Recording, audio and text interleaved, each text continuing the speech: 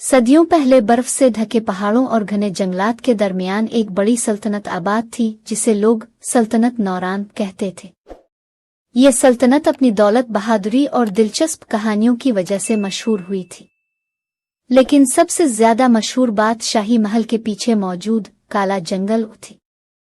लोग कहते थे कि इस जंगल में रात के वक्त जिन्नात, साये और जादुई मखलूकात घूमते हैं। इस जंगल के बीच में एक राज छुपा हुआ था। जो कोई जानने की कोशिश करता वो वापस नहीं आया। सल्तनत के बादशाह का नाम उशा मीर अजलान था। वो ताकतवर, बहादुर और इंसाफ पसंद बादशाह था, लेकिन इसकी आंखों में एक उदासी हमेशा होती थी, क्योंकि इसकी मलिका जरमीना कई सालों से बीमार थी। दुनिया भर के हकीम, आमिल और जादूगर महल में आ चुके थे, मगर कोई मलिका की बीमारी ना समझ सका।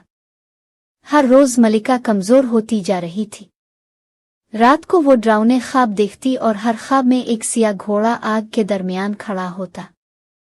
एक रात मलिका चीखती हुई नींद से जागी। वो फिर आ गया। बादशाह फौरन इसके पास आया। कौन? मलिका खौफ से कांप रही थी। वही सिया घोड़ा। इसकी आंखें आग जैसी थीं।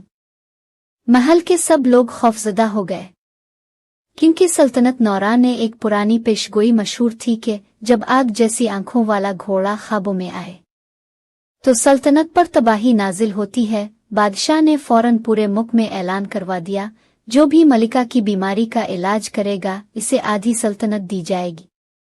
कई दिन गुजर गए। फिर एक रात महल के दरवाजे पर एक बूढ़ा फकीर आया। इसके हाथ में लकड़ी का असा था और चेहरा अजीब नूर से चमक रहा था।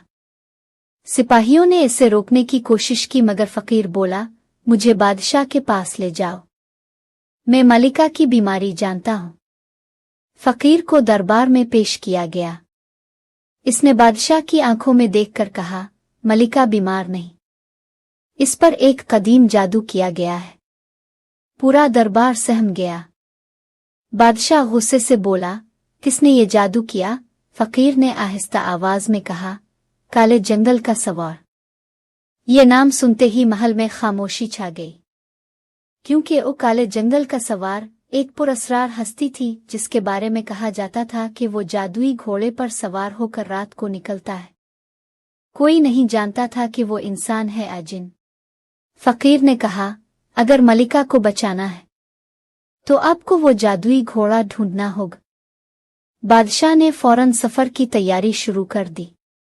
सबने इसे रोकने की कोशिश की। बादशाह सलामत वहां जाना मौत को दावत देना है, लेकिन शामीर ने कहा, अगर मलिका को बचाने के लिए मुझे जहन्नम में भी जाना पड़ा तो जाऊंगा। अगली रात बादशाह अपनी तलवार और चंद सिपाहियों के साथ काले जंगल की तरफ रवाना हुआ। जैसे जैसे वो जंगल के अंदर जाते गए, अजीब आवाजें सुनाई देने लगे।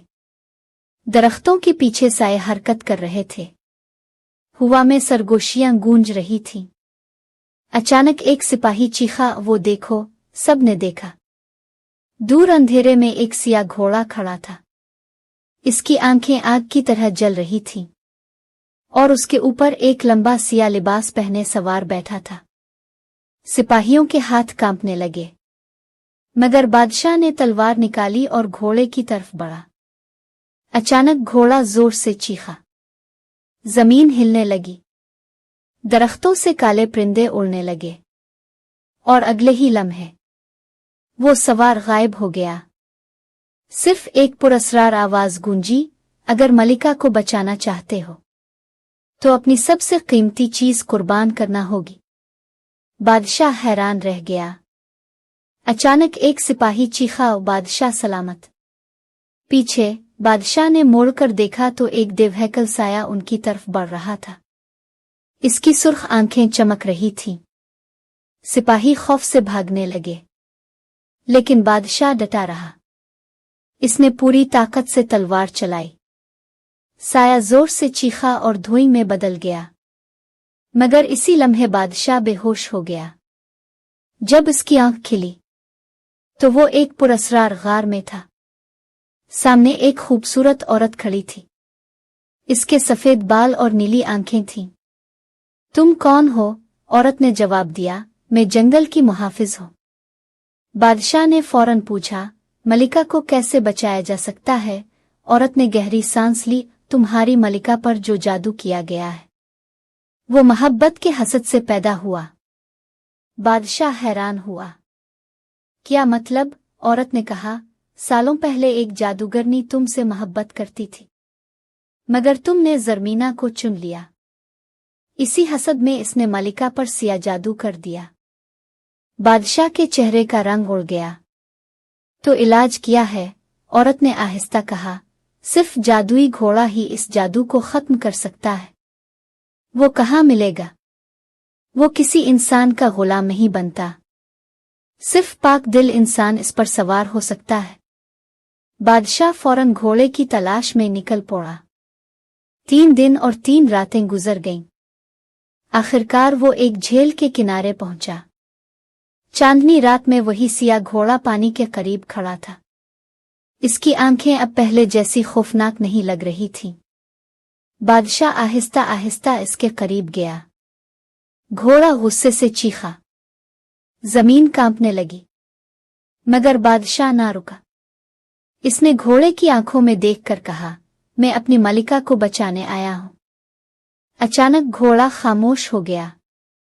कुछ लम्हों बाद इसने अपना सर झुका दिया। बादशाह हैरान रह गया।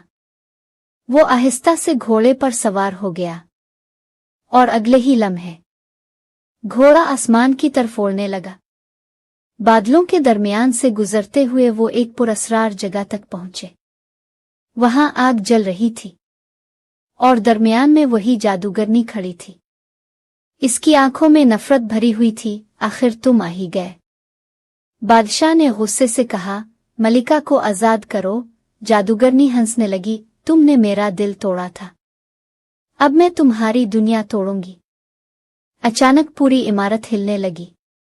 जादूगरनी ने सिया जादू का तूफान छोड़ दिया। बादशाह जमीन पर गिर गया, मगर इसी लम्हे जादुई घोड़ा जोर से चीखा।